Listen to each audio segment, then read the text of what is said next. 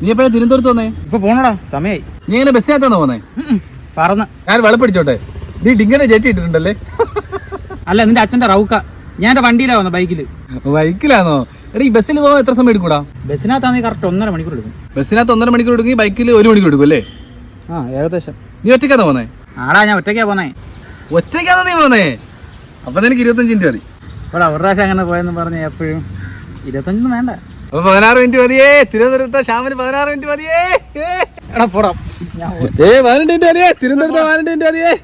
ദേവത കിരണം വെണ്ണിലവൻ മുഖം യാരോ യാരി വരൂ തീയോ തീയോ ഇറുകാതെ യാരോ യാരി വരൂ.